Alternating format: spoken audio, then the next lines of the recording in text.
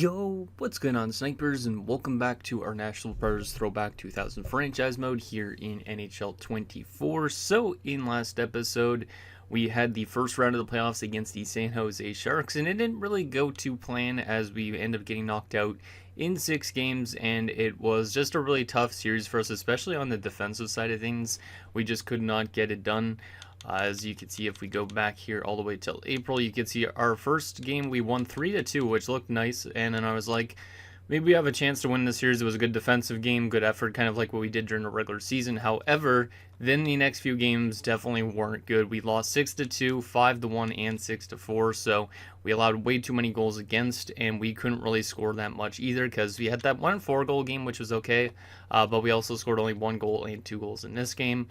Then afterwards, we had a nice 3-1 victory, so it almost looked like we were going to get back to our good defensive play again. However, then in Game 6, we lost 7-2, so we just got completely outplayed by the Sharks, and unfortunately, we were packing our bags quite early once again, which kind of sucks, but at the same time, at least it's some experience for the younger guys, and I'm still hoping, obviously, once we get our defensive prospects in, like for instance, like Corzini, Shea Weber, those type of guys, that our team is end up going to find that next stride and be able to actually win a couple playoff series and get to like a conference finals or even a cup finals for that matter. But anyways, before we get into the 2005 draft and the Resign stage, let's get in your guys' comments and see what you guys have to say about last episode. Likely by the time you guys see this episode, I will have pre-recorded the next 3 episodes for when I'm in BC, so just a little heads up on that front. So the first comment is from Michael Dose, who says the Karate Kid just isn't a big-time playoff performer. Hope this changes as he matures. And yeah, right now, Steven Morita is just kind of like, he has had some really good regular seasons so far in his career, but he definitely hasn't found that touch yet in the playoffs. He only has the 2 goals so far in his playoff career through a total of, 12 games. Which is not characteristic of him, obviously, because he's like a 30-goal scorer. That's probably going to turn to a 40-goal scorer soon. He has 5 assists, which ain't too bad. So 7 points in 12 games really is okay. But obviously, we need him to start scoring more goals than only 2 goals. So hopefully in future years, we see him score like 18 goals in a playoff run, because that would be amazing. So we need to get him to the regular season totals where he was putting up 39 goals and 35 goals. Because that is basically what we kind of need on this team, because there's not really a lot of other good goal scorers right now in the 4 group. And the last and final comment is from Sanro Otaku, who says, that was quite a collapse in all areas of the game. Definitely excited to see your prospects hit the AHL. At worst, Lacosta should be a medium top 6 with a relatively high overall rating. My guess is around a 74 to 75. Take him and get him into the AHL right away. So he's saying with our first pick to go with Lacosta, which is basically who I was saying, because Lacosta looks like the best prospect for as late as we're drafting this year. He has some good attributes. We don't know if he's a low lead or a top 6 forward, but he looks like he could definitely be a good impact player pretty soon out of the draft, which is nice.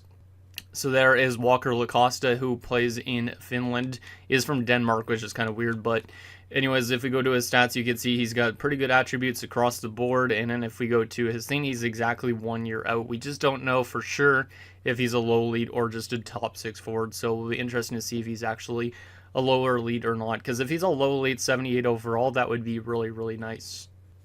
So anyways, there is that. And I think we're ready to get into this draft and resign stage. Like I said, the next 3 episodes are all going to be pre-recorded, and they will be going up on Mondays throughout the week, because I'm only going to be uploading 1 episode a week of each series. So yeah, this will be going the next episode after this one. Basically, let me just bring up my calendar here. Will be going up on Monday the 5th, so the day that I'm actually leaving. Then there will be one on Monday the 12th and one on Monday the 19th. And then my other series, one of them will be going on Wednesday, which is probably the MLB series. And the Jet series will be going up on the Fridays of those weeks as well. So just a heads up on the schedule going forward for the next few weeks. But let's get into the 2005 draft. We'll also do a little comparison to the real life draft, obviously, just to see who actually went at the picks that we have. Just so that way we can actually see which players went at the actual points that we have in terms of picks. So anyways, let's hop on in and see what we get snag up here other than Walker Lacosta.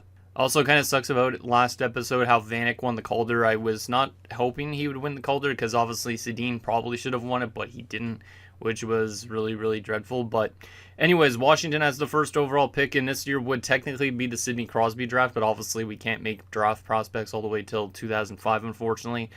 So technically, whoever goes first overall is the new Crosby.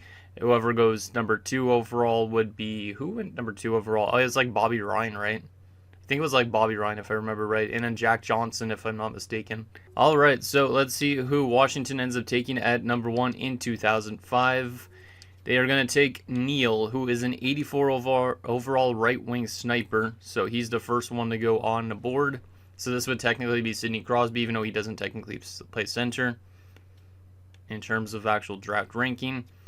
Vancouver at number 2 has been drafting a lot of good prospects so far, so I expect him to draft a defenseman at some stage, and they're going to be probably a pretty good team down the road, I would assume. They draft another 4, damn it. Their 4 group is going to be a bunch of medium elite guys. Torsten Ahinen is the left winger they're going to take. So nice little Swedish player, okay. Or a Finn, actually. Yeah, and Ahinen is a Finnish last name, but he might have been playing in Sweden.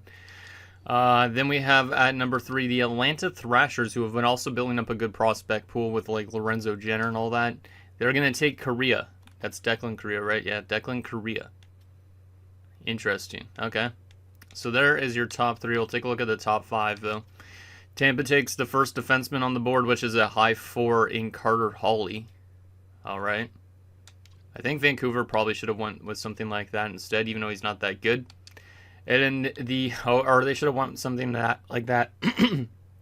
Or they should have won something like this. Gagne going to the Dallas Stars. Alexander Gagne, medium elite two-way defenseman. I feel like that's what Vancouver needs more of other than forwards, because I actually want to take a look at this quickly. I want to take a look at their roster, because I'm pretty certain they literally have like probably one of the youngest forward groups I've ever seen. Like, look at the team that they're starting to build up. All these elite players. Henrik Sedin, Marian Gaborik, Eric Stahl, this Jelena dude, Daniel Sedin, Ahinen, who they just drafted, Generous. And all these guys are like 24 and younger. It's actually insane. And they have a lot of top 6 forwards as well. Like, their defensive core is definitely where they need to work on. And probably their goaltenders too. Actually, not their goaltenders. They got like already like Corey Crawford. They got Brian Elliott. Damn, yeah, they're actually building up a good goalie tandems as well. So they're building up quite a bit in Vancouver. So if they do win a cup in the series, it'll be really interesting to see what their team's looking like at that stage. Anyways, so there is the top 5 of the 05 draft. Number 5 overall would have been technically Carey Price in a sense. And then this would have been Benoit Pouliot, if I'm not mistaken, which is kind of funny. Let's simulate to our next pick here. Anyways, at 21 and see if we could get LaCosta, which we should be able to. Yeah, we probably should be able to. Let's take a look at who went before in, just in case there's any good steals here. And some average players. There's a good steal there on Kapusta, which I remember seeing him. Medium elite 64 overall going to Carolina. Mahalik going to the Oilers is a nice pick because he's a good solid overall. All right. And then also Haynes there to Ottawa. Bordlow at 6 to Toronto. That's a great steal. Okay. So our next selection, our first selection of the 05 draft, Walker LaCosta. I wonder who he would technically be. I'm going to take a look at the end of the episode, so don't even look right now. I'm curious on who was the 21st overall pick this year, but Walker LaCosta, welcome to Smashville. He is a low elite, 74 overall, so Saturn Taco is right on with his overall, but he is not a top 6. He's a low elite, 74 overall. He's AHL ready right out of the gate. So he will definitely be playing down there with like Shea Weber and all those guys. And maybe competing for a Calder Cup in Milwaukee, which would be amazing. So shout out to Walker LaCosta. He is a two-way forward, so maybe a good PK guy of the future. Kind of fits our team mold in a sense because we are a defense-first team, it seems like. So I like that addition quite a bit. He's also going to be like Joe Pavelski too. Like him and Pavelski could be a really good penalty-killing tandem. So I really like that a lot. All right. Let's simulate to our next pick in the second round here. I believe we have picks in most rounds, if I'm not mistaken. Is there anything else interesting? There is Kondrayev, who could be a low lead as well, so I might honestly take him, just because we had him pinned around this stage. Like, the rest of these guys are looking like medium 9s, which is not something we really need too much. This guy could be a low lead as well, but I don't really know. We do have a lot of defensive prospects right now, too, so... let's take a chance on... Kondrayev. It's kind of funny there's actually a guy with the last name Price in this draft class as well. But yeah, let's go with Nikita Kondrayev and see if he is actually a low lead as well. He is. Wow. Okay, we're getting some low lead steals. Kondrayev is a 63 overall as well. He technically is AHL eligible, but I'm probably going to wait at least 1 year on him.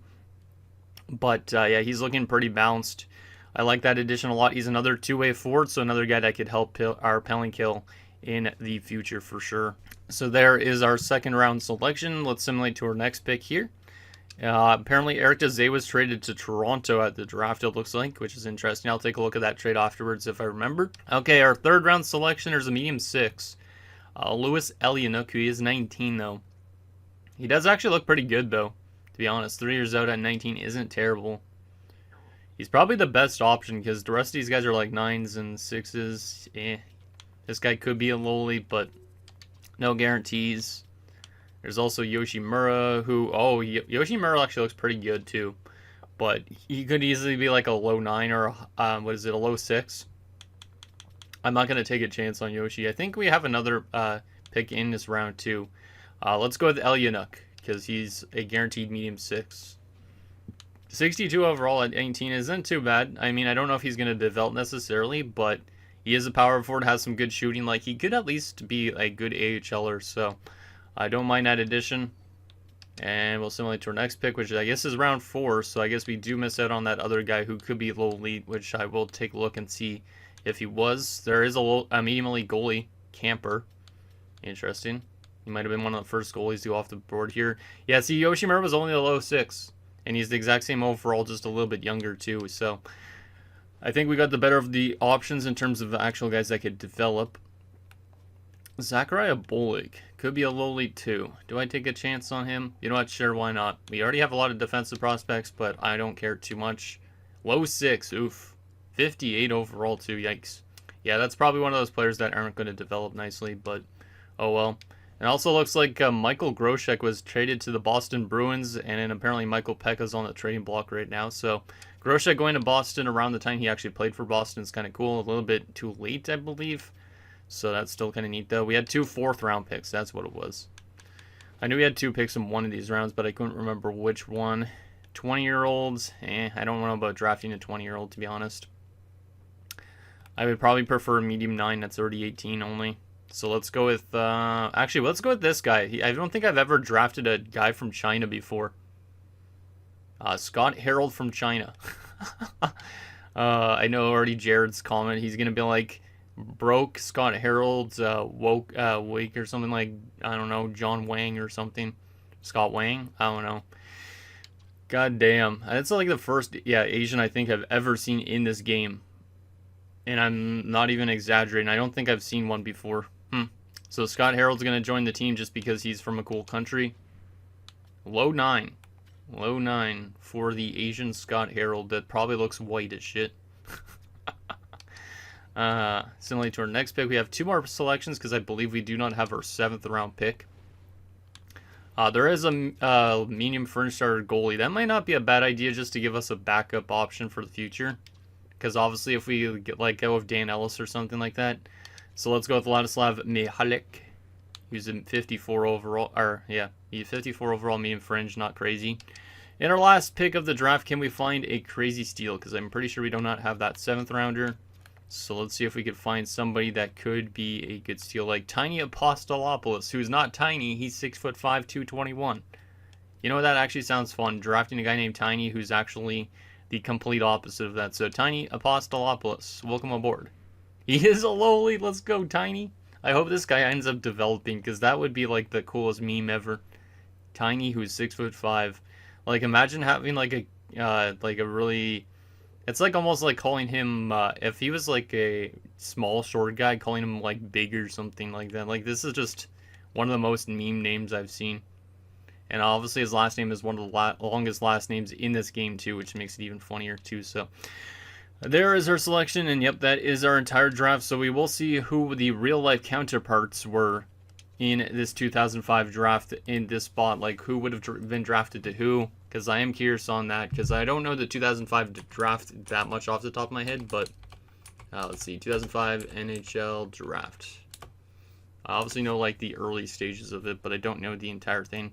So 21, which is, let's see, Walker Lacosta, is actually going to be Tuukka Rask. Oh yeah, damn, Tuukka Rask would have won at 21 in real life, so that's actually kind of insane. Going to the Toronto Maple Leafs, of course, so shout out to Toronto's version of Tuukka Rask. 49 overall, where we took Kondratyov was Chad Denny. I do know that name, but he never played an NHL game. I believe he did play for the Chicago Wolves of the AHL, though for the Atlanta Thrashers, but never played for their NHL team.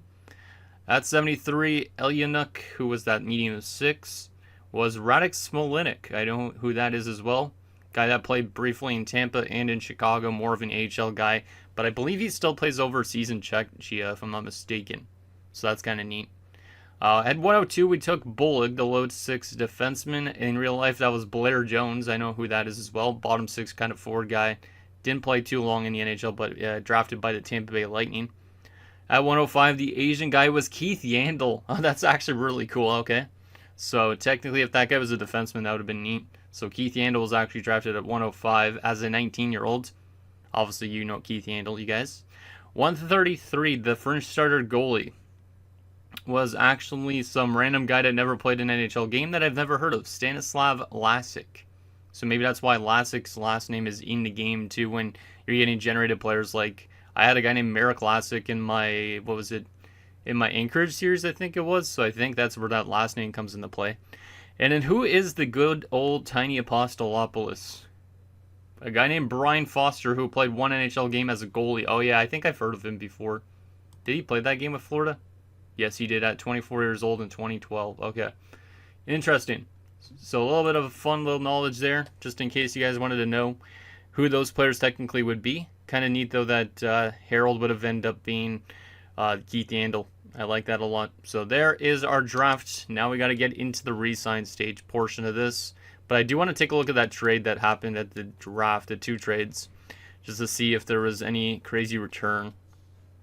So there was actually some other trades as well involving picks and Michael Sikora, but that's not too crazy. Antti Laaksonen went to Washington. Sean Bates going to Boston. Galanov to the Rangers, where he actually played, if I'm not mistaken. Yachmanov got dealt, so our former guy Yachmanov got dealt to the Dallas Stars, okay. Grosek got dealt with a 5th for a 4th, so that's not a huge payment for the Boston Bruins to take on Grosek. And then the other one, Sebastian Bordelot and Peter Bondra got dealt to Phoenix. So Bondra getting dealt from the Edmonton Oilers. That's kind of interesting. Our former guy as well. Modry got dealt to St. Louis. I don't think I've ever seen this much trades at the draft before. It's kind of crazy. A lot of players getting moved out and picks getting moved around. A 3rd, a 4th, and David Voborny going to Dallas for a 2nd round pick. All right. And then Eric Dezay getting dealt to Toronto with Yachmanov in a 2nd for a 2nd. So Yachmanov got dealt 2 times in the same at the same draft, if I'm not mistaken, because he got dealt to Toronto. And then if we scroll up here, I thought I saw he got dealt again, didn't I? Yeah, he got dealt multiple times, and he got. Wait, did he start on Dallas and get dealt to Toronto and then get dealt back? No, he went from Chicago. Never mind. Okay, so Chicago to Toronto, and then from Toronto to Dallas. So, yeah, that's the first time I've seen a player getting dealt 2 times at the same draft before. Kind of crazy. All right, so there is the trades at the draft. So let's get to the re-sign stage. Like I said, the next episodes are going to be pre-recorded, so you guys could still leave your feedback and stuff like that in terms of signing for free agencies in the comments, but likely there's a chance I would have already done that by then. But still, do comment on every episode if you want, and let me know what you're thinking, because obviously, while I'm out in BC, I'll still be replying to comments and all that stuff, so do not think that you don't need to comment. Just comment whatever you're thinking, and I'll interact with you guys in the comments, just because obviously I need something to do while I'm not just hanging out with my grandma and all that. So, boom. Okay, that's good. Perfect. So we got our scouts, and we got to get to the re-sign portion. Who do we got to re-sign? I don't remember, to be honest. I don't think it was anybody huge, right? Yeah, Thomas Kopeski's the biggest RFA. Defensively, we had to make a decision on Rob Blake and all those guys. I think I might hold on to Rob Blake, to be honest, just as like a stopgap until Weber's ready. I don't think that's a bad option. We're at 44 out of 50 contracts, so let's go to this and let go of Anderson, just let go of a couple of these guys that aren't going to pan out. I do want to hold on to Nathan Robinson just because he's a leader in the AHL, so we'll do that. And then we'll probably qualify the rest of these guys here. At least the ones that are more AHL bound. Just because might as well take advantage of their RFA status. Even Brooks Orpik, for that matter, we'll just qualify him. Because I don't care too much if I have these guys just qualified. Dan Ellis is an interesting one. Like I was mentioning, Dan Ellis could leave. We have Sedin as our starter. Jimmy Howard still not ready yet. We have Mahalik and we have Versteeg. I don't think any of those guys are ready right now for the AHL, so I think I might hold on to Dan Ellis for now. Yeah, I think I'll hold on to Dan Ellis for like 1 year. He wants a two-way deal too, so you know what? We'll hold on to him for sure at that rate. We could easily flip him if need be. In terms of UFAs, okay, yeah, we have a lot of guys coming into the AHL, so this is going to be interesting. I am going to let go of this dude. I am going to sign Rick Rippon because, of course, Rick Rippon needs to be assigned to his ELC. Darren Hadar is going to go because he's just an older guy. Mark Morrow is going to go too. Got to free up some roster spots in the AHL. Greg Klassen as well. And we're going to sign, of course, Brent Seabrook. Shea Weber-Boy. We're going to sign him. And Ryan Suter. Damn, man, that's a lot of reinforcements in the AHL. Teppo Newman is also going to walk because he's just dropping off too much. Alexandre Jacques is going to get his ELC. I don't know if he's going to be AHL eligible or not, but still, that's like 4 defenders coming to the defensive core of the AHL. I think I might let it go of Denis Arkhipov, to be honest. He hasn't been developing well. He's not that great. He's a minor scoring forward still. He is 26 only, but he has not really done that much. And he's not really that good defensively either. So Arkipov's going to go. Marian Cesar is going to go as well. And then we have actual roster players. Trying to think of who I want to actually hold on to. I think I'm going to let go of like Marcus Nilsson for now. He is good, but right now I just don't need him. Andy Delmore and such. Man, this is tough. I'm going to hold on to Rob Blake, I think, for 1 year. He doesn't want more than 1 year, so let's see if he'll come back for a year just to be a leadership kind of guy. PJ Axelson, who we brought in, was not really that bad. He doesn't want a lot either, so we'll hold on to him for the time being. Andy Delmore's kind of an interesting one of these guys as well. We do need to free up some roster room for Corzini, which means do I want Delmore to actually be still in the lineup? Maybe not. He is a good player, but he was terrible in the playoffs this year. How much is he trying to get again? 5 million probably around? Yeah, around 5 million. I'm going to let Andy Delmore walk for now, but he could come back potentially. It's just more I want to make sure I have a roster spot for Corzini. And then Wade Belak, we will... Should I use him as depth / a top 6? I'm going to let go of Wade Belak for now as well. I might bring him back, but right now I'm not going to.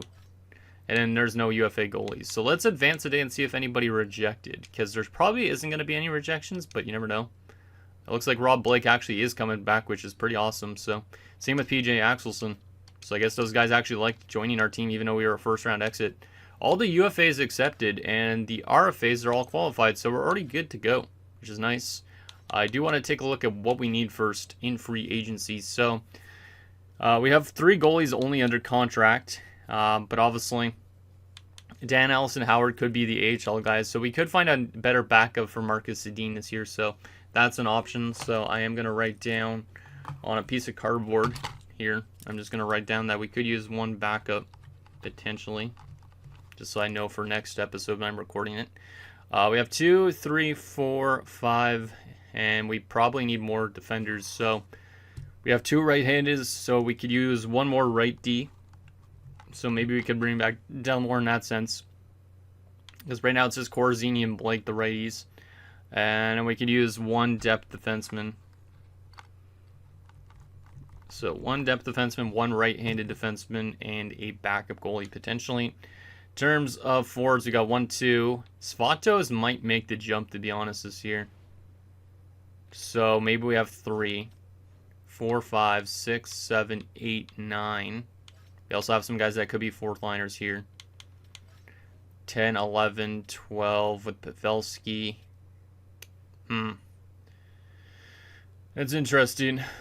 Yeah, we might need some more forwards. Pavelski's going to be a better 3rd line center than it actually suggests. We could use a 4th line center. And maybe some just like depth options. So we don't really need that. We actually do need a good chunk of stuff, but I don't really know exactly what I would bring in here. Just don't want to compromise the youth too much and put them in the NHL too quick and all that. Let's send them to free agency and just see what is available. Because there probably should be some intriguing stuff, I would assume, in the offseason. Orbeck already accepts, Hall accepts, Hutchinson accepts, Abede, Smithson, Moen, Kopecky. Damn, maybe all our RFAs already accepted as well. Which would be quite surprising, because literally, then we have nobody that's outstanding in terms of contracts. Let's see. Yeah, we literally have everybody that we wanted to signed already. That's nice. Love it when that happens. Okay. Let's see first and foremost what's available in free agency, and then we'll take also a look at the trading block and that type of thing. But like I said, next episode I'll probably have already pre-recorded by the time you guys see this. So just a heads up. Alright, so we do need a backup goalie potentially if we don't want to run Dan Ellis. So Cristobal Huawei is not too expensive. Jamie Storer is a good backup, to be honest, but he would almost be splitting time with Sedin. He did have really good numbers last year with the Bruins, and the year before that. Not a great playoff goalie, but Jamie Storer could be a really good option if we wanted to make a push, but I don't know if we want to yet. We could just look for a normal backup, like John Graham is an easily an option. Yeah, John Graham might be good too. He was really good in Carolina. Yeah, he actually might be a good backup. I think John Graham's definitely my target in terms of backup goalie. So, him or Dwayne Rolison or something like that. But Rolison might drop off already because he's 36. So, I'd be leaning towards John Graham as a goalie option. We do need a right-handed defenseman. And there's not really much out there. So, maybe Andy Delmore will come back. Unless I want to go for somebody like Robida instead, who apparently had 64 points in the AHL last year. Why was he in the AHL? I have no idea. But damn, he was really good in the AHL. But obviously he's not that type of defender in the NHL.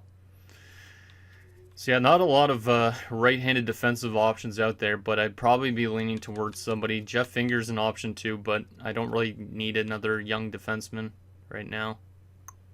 Yeah, I might be leaning towards bringing back Andy Delmore. There's Christian Laflamme's way more defensive, so. Jason York, that's in the AHL as well, right? Yeah. A lot of these guys were sent to the AHL too. Huh. Yeah, I probably will lean towards Andy Delmore coming back. So let's just, I'm going to write that down. Actually, maybe not. I don't know where I'm going to write it down. But I'm going to maybe bring back Andy Delmore. We also could use just a depth defenseman. So, wow, the best defenseman out there is Kyle McLaren. We don't need Kyle McLaren, no. In terms of depth defenders, what is there out there? Petteri Nummelin. Jonathan Girard's the righty. Mike Motto. The honest Mike Motto would be okay. He has never played an NHL season. You know what? I might already offer out some contracts, and in the next episode I'll see if they accept. Just because that way I don't have to memorize what I'm offering. So I think I'm going to do that just because the next 3 episodes are already going to be pre-recorded. So let's go with Mike Motto as that depth option. And then let me go to right side and let's bring back Andy Delmore on a 1-year deal. Because obviously once Corzini develops well enough, he will be a top 4 probably. So we'll get Delmore back. And then backup goalies will go after John Graham. So I'll do that. Kind of sucks having to do this ahead of time, but it is what it is. In terms of forwards, I said we needed maybe like a depth forward and a 4th line center. Eric Dezay literally just had his rights traded at the draft and didn't re-sign with Toronto. That's actually kind of hilarious. Damn. All right. So we need a depth forward. Wow, Martin St. Louis is a free agent. So I wonder how Saturn Taco feels about that. Wonder where he'll sign. Or Havlat. So depth forward. Probably we could sign 2 depth forwards always. We don't need to sign necessarily just 1. Sachkovsky's not good defensively. Trying to think of who we would sign as a depth options. Oleg Avash is only 26, but he's also trying to get $2 million bucks. Nat Domicelli, to be honest, would be okay. Really good AHL ringer too. NHL had some good seasons early on in this franchise mode, so you know what? We'll go with Nat Domicelli as one of our depth options. He wants a 2-way deal too, which is interesting. So Nat Domicelli would be one of our depth options. And then we also will take a depth center just in case somebody doesn't develop well enough. Who do we want to go with for the depth centers? Tyler Arneson was good in the AHL, if I'm not mistaken. Yeah, really good in the AHL. Had 20 points in Chicago, 4 points in 18 games. He's been a healthy scratch the last while. Huh. You know what? I'll bring in Tyler Arneson as the other option. Might as well bring in the guy that was born in Oklahoma. So those are the options we're going to sign. I'm not going to be able to tell if they sign till next episode, but I also do want to quickly take a look at the trading block. And I think that'll be probably it for this episode at that point. Because like I said, I do need to re-record 3 episodes. And don't want to kill my voice if I am going to record them right after this. Wow, Anaheim has some good players on the block. But obviously we're not trying to make our team too good right now. We kind of want to stay still average while winging in the younger guys like Corzini. I'll be excited to see what Corzini does when I record the next episode.